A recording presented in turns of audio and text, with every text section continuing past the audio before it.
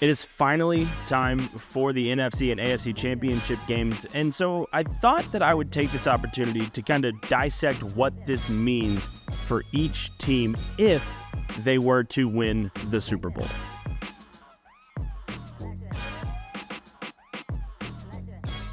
Let's start off with the defending champions, the Kansas City Chiefs.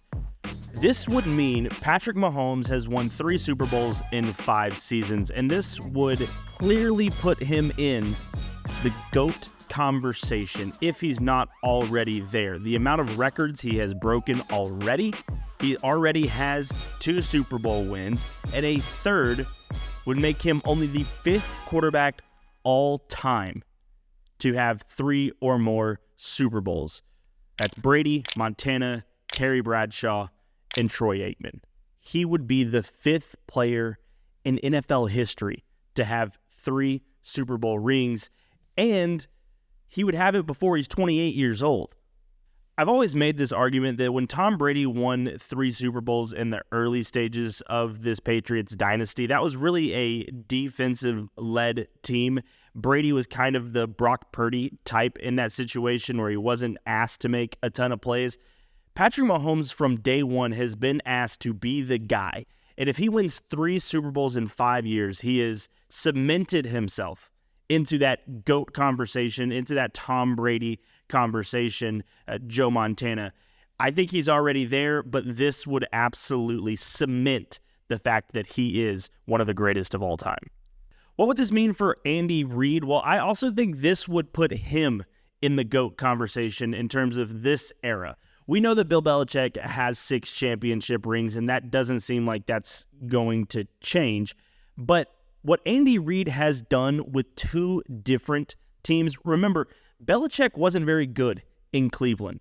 And since Tom Brady left, he hasn't been very good in New England. So Andy Reid has had 2 franchises, the Philadelphia Eagles and the Kansas City Chiefs, and he has been impressive with both, taking him to multiple AFC and NFC championship games. He got the Philadelphia Eagles with Donovan McNabb to a Super Bowl against the Patriots. Obviously did not win that one, but now has 2, and if he added a third, he would have 4 Super Bowl appearances or 5 Super Bowl appearances and 3 rings. I think that it is extremely impressive. Andy Reid's already number 4 all time in coaches' wins.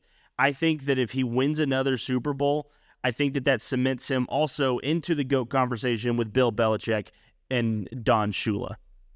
And also underrated, I think that this would mean that Travis Kelce could also be ending the GOAT debate when it comes to tight ends. I know that Gronk has had an incredible career, and most people say it's either Tony Gonzalez or Travis Kelce or Rob Gronkowski. Those are the 3 that you kind of lump in together in terms of conversation for the GOAT. If Travis Kelce wins another one, if he has 3 championship rings, all of these postseason records that him and Patrick just passed Gronk and Tom Brady last week for most touchdowns by a duo, tight end duo. So I think that this would also cement Travis Kelce in a GOAT conversation and really put him as probably the best pass-catching tight end of all time, if he's not already, which I would probably argue that him and Tony Gonzalez are. Nevertheless, that's what I think would be the headlines. That would what it would mean if the Kansas City Chiefs won the Super Bowl.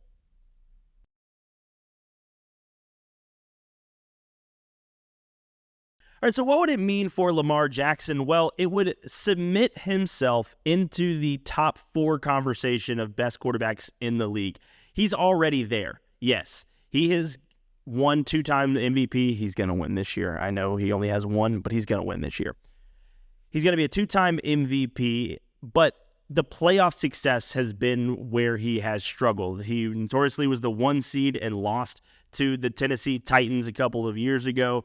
I think that if he wins a Super Bowl, he will submit himself with Patrick Mahomes, Josh Allen, and Joe Burrow as the best quarterbacks in the National Football League. You would probably go Mahomes 1, Lamar 2, and then Josh Allen, Joe Burrow, toss up 3 or 4. I think that's what you would have to do in order if he wins a Super Bowl. And he would become one of just 3 active quarterbacks to have won a championship with Patrick Mahomes and Matthew Stafford. He would join that group. And I'm not counting Joe Flacco. Obviously, he has one. And then Aaron Rodgers, who seems like his Super Bowl was forever ago. So he would be in rarefied air in terms of who is quarterbacking in the league today. I'm not sure how much legacy defining it would be for John Harbaugh if he wins another Super Bowl. They were so far apart with the same team, with a different group of players, obviously, completely new rosters. So I'm not sure what this would mean for John Harbaugh. It would put him in rarefied air with a coach that has won multiple Super Bowls, but I'm not sure what it would do for his legacy. John Harbaugh seems like already a lock for the Hall of Fame, so I'm not sure if one more Super Bowl is going to do it. Obviously, having one or two over one is better, and that does kind of put you in a little bit of a different era, but I don't know if there would be a ton of legacy defining moments or if this would really be that much for John Harbaugh. Let me know down in the comments if you agree with me or not, or if I'm just maybe just talking nonsense. But I don't know if John Harbaugh is going to drastically change the narrative around him if he wins another Super Bowl.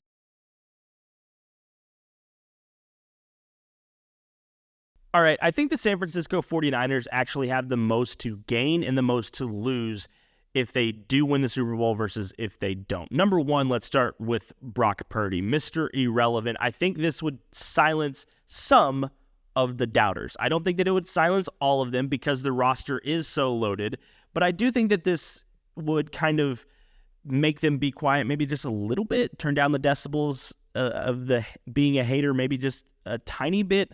I'm not sure, but I do think that it would a little bit.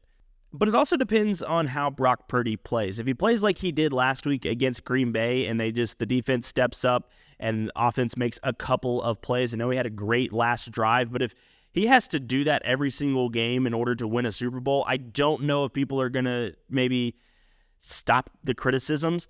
But if he does play well, I think that you will silence some doubters.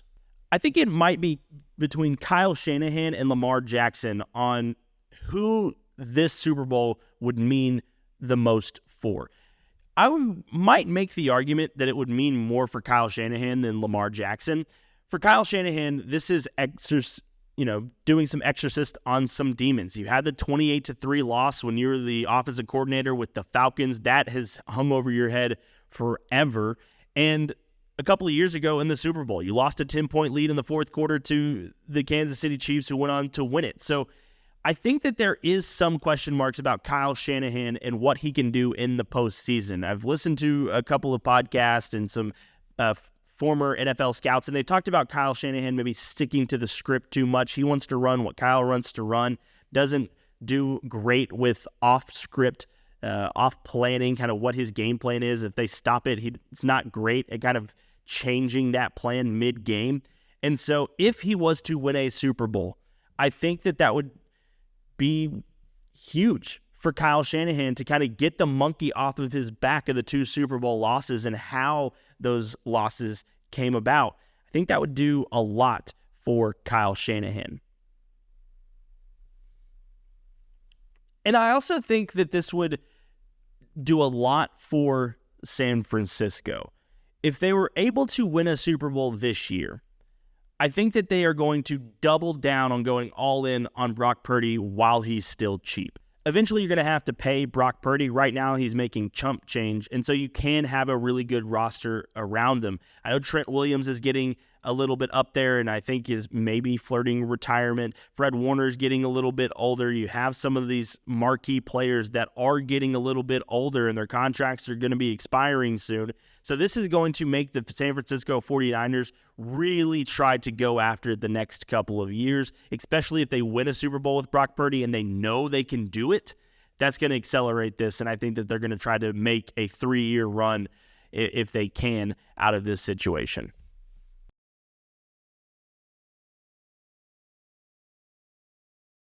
And finally, Detroit. I think Detroit on this list is the one team that doesn't have a ton to gain or lose. Detroit, I think, is just happy to be here, and I think that most NFL fans feel the same way. They're just happy that Detroit is in this situation. However, if the Detroit Lions were able to win the Super Bowl, this would mean a lot for Jared Goff. A lot of people like to talk crap about Jared Goff, and I am guilty of this in definitely certain aspects. But if Jared Goff gets his team, two different teams, to a Super Bowl, and if he wins one with Detroit, I think it kind of vindicates what he did in Los Angeles. Although they did win a Super Bowl with Matthew Stafford, I think that this does kind of get the monkey off of his back that he's not good enough in this league. He's gotten two teams to an NFC championship game. If he wins the Super Bowl with Detroit, number one, they're going to build a statue of him outside of Ford Field immediately, maybe be done by next offseason if that was the case. And so I think that while I don't think that they have a ton to lose, if they were to somehow do this, Jared Goff and Dan Campbell would be legends in Detroit. And I also want to mention Dan Campbell because, I don't think he has a ton to lose in this situation. But if he wins Detroit a Super Bowl, do you consider Dan Campbell a top 5 coach in the league? Would you consider him, with the Andy Reids and the Sean McDermotts and the Kyle Shanahans and the Mike McDaniels and Sean McVays, would you consider Dan Campbell in that same realm if he was to win a Super Bowl in Detroit? I think you have to at least start thinking about it. Let me know down in the comments below. I don't know. Would you consider Dan Campbell a top 5 coach in this league if he's able to get a Super Bowl ring in Detroit this year? All right, that's all I have for you today. Be sure to subscribe to the channel for more sports opinions like this, and I'll see you next time. Peace.